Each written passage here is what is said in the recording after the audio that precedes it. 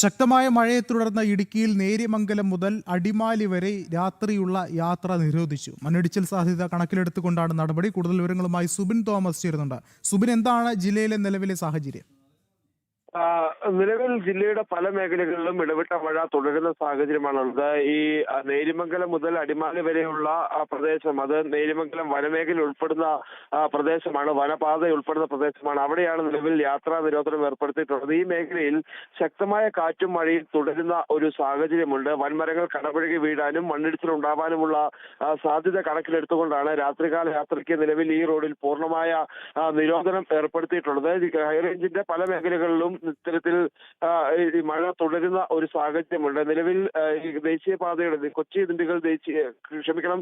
കൊട്ടാരക്കര ദിണ്ടിഗൽ ദേശീയപാതയുടെ ഭാഗമായ കുട്ടിക്കാനം മുതൽ മുണ്ടക്കയം വരെയുള്ള ഭാഗത്തും യാത്രാ നിരോധനം തുടരുകയാണ്. ഇത്തരത്തിൽ ഹൈറേഞ്ചിലേക്കുള്ള യാത്ര, രാത്രികാല യാത്ര അതീവ ജാഗ്രതയോടെ വേണം, അല്ലെങ്കിൽ യാത്ര പൂർണ്ണമായും ഒഴിവാക്കണമെന്നൊരു ആവശ്യമാണ് ജില്ലാ ഭരണകൂടം മുമ്പോട്ട് വയ്ക്കുന്നത്. നിലവിൽ ജില്ലയുടെ പല പ്രദേശങ്ങളിലും ഇപ്പോഴും മഴ തുടരുന്ന സാഹചര്യമുണ്ട്. ഈ അണക്കര, കുമളി ഉൾപ്പെടെയുള്ള മേഖലകളിൽ കഴിഞ്ഞ ഒരു മണിക്കൂറോളമായി മഴ തുടർച്ചയായി പെയ്യുന്ന ഒരു സാഹചര്യമുണ്ട്. അത്രത്തോളം ആശങ്കപ്പെടുന്ന ചില സാഹചര്യങ്ങൾ പല മേഖലകളിലും ഉടലെടുക്കുന്നു എന്നുള്ളതാണ് ഏറ്റവും പ്രധാനപ്പെട്ട കാര്യം. എന്തായാലും അതീവ ജാഗ്രത ഇന്ന് രാത്രി ഉണ്ടാവണമെന്നൊരു നിർദ്ദേശമാണ് ജില്ലാ ഭരണകൂടം നൽകിയിട്ടുള്ളത്. അതോടൊപ്പം തന്നെ തദ്ദേശ സ്വയംഭരണ സ്ഥാപനങ്ങളോടും ഫയർഫോഴ്സ്, പോലീസ് ഉദ്യോഗസ്ഥരോടും എല്ലാം തന്നെ പല മേഖലകൾ കേന്ദ്രീകരിച്ച് കൃത്യമായ നിരീക്ഷണം നടത്തുകയും അടിയന്തര സാഹചര്യം ഉണ്ടായാൽ ആളുകളെ മാറ്റി പാർപ്പിക്കാൻ ഉതകുന്ന ഇടപെടൽ നടത്തുകയും വേണമെന്നൊരു നിർദ്ദേശവും ജില്ലാ ഭരണകൂടം നൽകിയിട്ടുണ്ട്. അതീവ ജാഗ്രത ഈ രാത്രിയിൽ വേണമെന്നുള്ള ഒരു നിർദ്ദേശമാണ് എന്തായാലും ഇടുക്കി ജില്ലയിൽ ജില്ലാ ഭരണകൂടം നൽകിയിട്ടുള്ളത്.